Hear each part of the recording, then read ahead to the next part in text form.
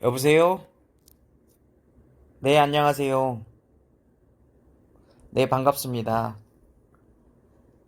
네, 저는 지금 베트남에서 8년째 거주를 하고 있고, 여기서 한국 사람들 대상으로 컨설팅업을 하고 있습니다. 네, 베트남에 은퇴 이후에 이민 오신다고요? 아, 그럼 지금 가장 고민되는 부분이 어떤 부분이세요? 생활비요? 아, 생활비 측면에서는 여러 가지로 제가 말씀을 드릴 수 있는데, 솔직히 한 달에 500만 원 정도 나오는 부분이 있다 그러면, 베트남에서는 일주일에 골프 두 번씩 치고, 그 다음에, 한식을 먹고, 뭐, 그래도 충분히, 4인 가족이 거주하는데 지장 없이 이렇게 할 수도 있으세요. 네. 아, 구체적으로 제가 얼마를 한 달에 받을 수 있는지 그걸 제가 잘 몰라서 정확하게 말씀을 못 드리겠지만, 간단하게 평균적으로 제가 설명을 해 드릴게요. 베트남에서 월세는 아파트 방 두 개짜리가 한 60에서 70만 원 정도 하시면 방 두 개짜리 아파트를 구할 수가 있으세요. 그래서 보통 부부가 오시면은 방 두 개나 방 하나짜리에서 충분히 거주하시기에 편안하게 할 수 있으세요. 그리고 음식값은 당연히 뭐 한식을 먹게 되면 비싸지만 일단 재료비가 뭐 한국보다 싸기 때문에 채소나 그다음에 육류 이런 것들이 훨씬 쌉니다.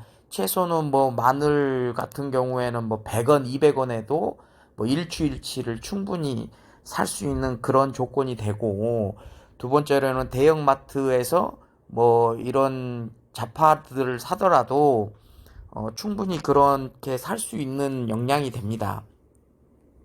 그리고 이제 가장 궁금한 게, 뭐 생활 일과 그런 측면인데, 솔직히 생활 일과는 여유 자금이 있으시면 되게 여가 생활을 많이 즐길 수가 있죠. 우리나라에 비해서 싸게 많이 즐길 수가 있으세요.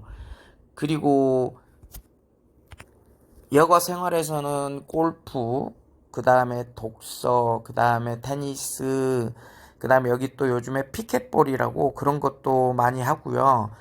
또 여행 모임들도 있고, 로컬 사람들하고 같이 지낼 수 있는 여러 가지 측면들이 많으세요.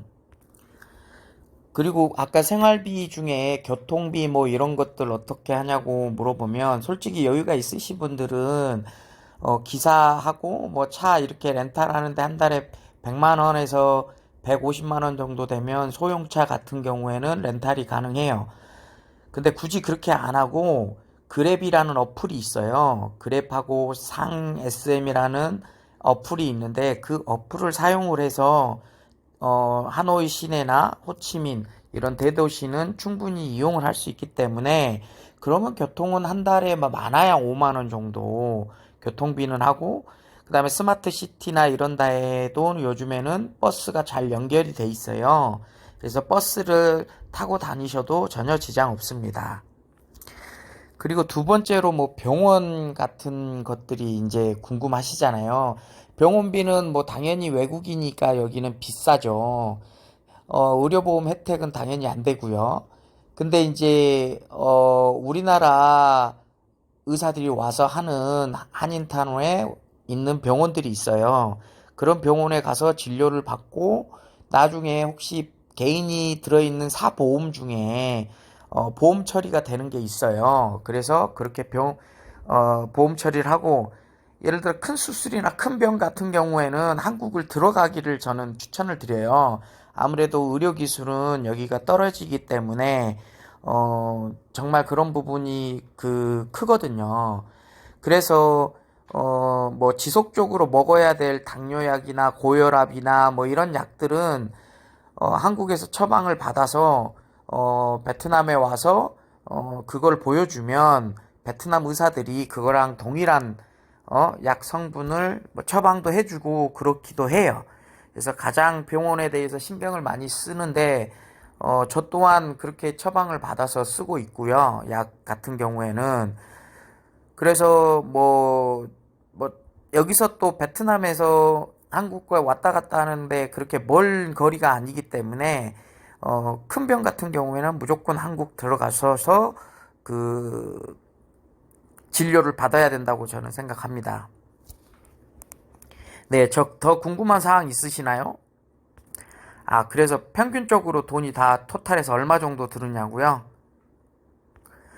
그 부분은 지금 월세는 한 100만 원 정도 생각하시면 되시고요. 넉넉 잡아서 생활비도 한 100만 원 정도만 생각하세요.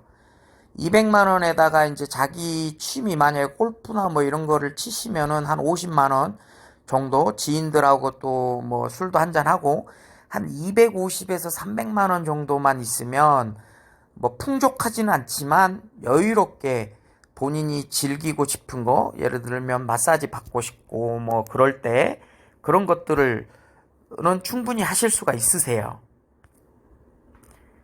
아, 그렇죠. 외국이니까 이제 체류도 궁금하시죠. 당연히 어떻게 체류해야 되는지. 이제 베트남에 있을 때는 체류를 할 때 현재는 비자가 45일 무비자로 가능하세요. 그 다음에 길게는 이비자로 해서 90일까지 체류가 가능해요. 근데 이제 더 길게 하고 싶다 그러면 예를 들어서 유학 비자나 아니면 투자 비자, 장기 체류 비자 이렇게 해서 워크 비자나 이런 것들을 다 할 수 있거든요. 그래서 그런 비자적인 측면들은 뭐 베트남에서는 그렇게 어렵지 않게 할 수 있기 때문에 그 부분은 크게 고민 안 하셔도 될 것 같아요. 아, 어느 지역이 좋냐고요?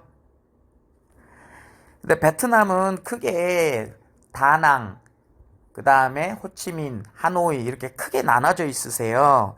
거기가 이제 한인타운도 밀집이 돼 있기 때문에 오셔서 생활하기에는 그쪽이 되게 편하세요. 그러니까 그거는 이제 기호에 따라서 다르겠지만, 하노이 같은 경우에는 겨울이 있어요. 최저가 한 영상 8도까지 기온이 떨어지고요. 나머지 뭐 다낭이나 호치민 쪽은 뭐 연중 내내 여름 같은 기온을 유지를 하고 있죠. 근데 이제 아무래도 생활의 편의나 뭐 이런 거를 생각했을 때는 대도시 하노이, 다낭, 그 다음에 호치민에 체류를 해야죠. 그리고 이제 여행 삼아서 주변 도시를 가면 돼요. 당일 코스로 뭐 가면은 뭐 한 4만 원, 5만 원이면 뭐 여기 주변에 있는 북부지방은 북부지방 나름대로, 그 다음에 중부지방은 중부지방 나름대로, 그 다음에 다낭은 또 호치민은 호치민 나름대로 그렇게 다 여행을 2시간 거리는 전부 다 다녀올 수가 있으세요. 그러면은 뭐 충분히 여행도 즐기면서 살 수가 있는 거죠. 아, 그렇죠.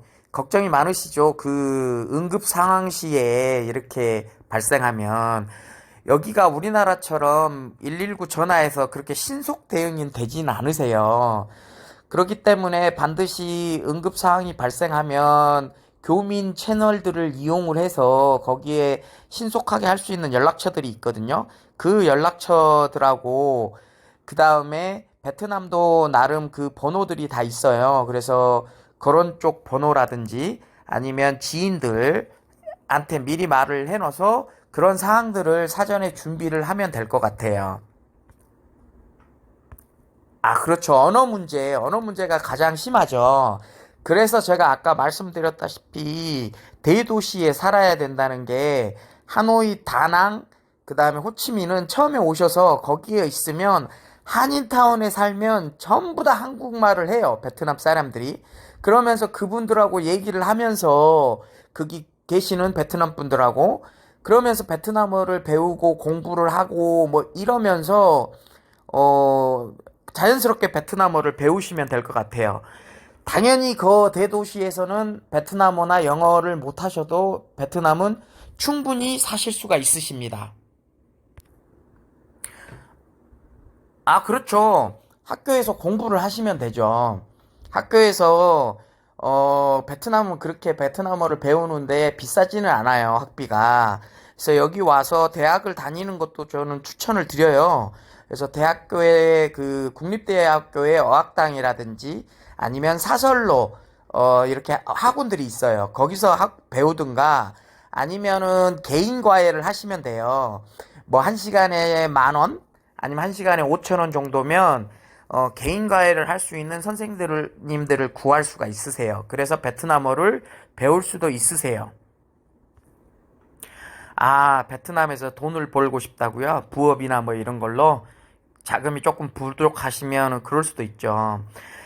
그때는 저는 이제 요즘에는 지금 유튜브나든지 이런 것들이 많기 때문에 그런 걸로 해서 소소한 부업도 할 수 있을 것 같고 그 다음에 이제 한국어 선생님, 뭐, 돈을 많이 받지 않고 여기에 유학원이라든지, 뭐, 여행사라든지, 그런 쪽에 한국어를 해서 교육을 하는 데가 있으세요. 그러면 뭐, 한 달에 뭐, 60에서 100만 원 정도 받고, 그렇게, 한국어 선생님을 해도 되고, 그 다음에 뭐, 여기 와서 그 에어비앤비나 아니면은 카페라든지, 이런 것들을 창업해서 뭐 솔직히 그런 걸 창업해서 한국처럼 뭐 300에서 500만 원 벌기는 굉장히 힘드세요.